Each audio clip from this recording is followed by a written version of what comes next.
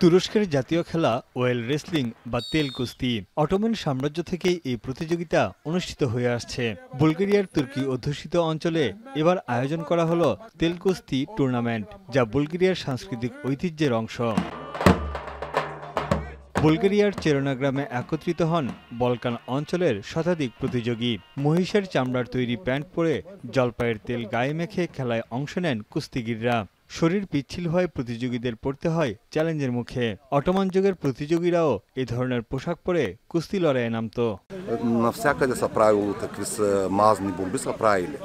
Те примерно спецификата на мазните бомби е, че са мажат с зехтин. 85 জন কুস্তিগিরের একটি বড় প্রতিনিধি দল পাঠিয়েছে তুরস্ক। এছাড়া গ্রিস, নর্থ ম্যাসেডোনিয়া, ইউক্রেন ও স্বাগতিক বুলগেরিয়া থেকে টুর্নামেন্টে অংশগ্রহণ করে প্রতিযোগীরা। ড্রামের ছন্দে জমে ওঠে কুস্তি লড়াই। এক একটি ম্যাচ স্থায়ী হয় 30 থেকে 40 মিনিট। চেরোনা টুর্নামেন্ট বলকান অঞ্চলের শতাব্দীপূর্ণ রীতির অংশ, যা দেশটির ক্রীড়া সংস্কৃতির ঐতিহ্যের সঙ্গে মিশে আছে। তানভীর জনি, এখন বিশ্ব।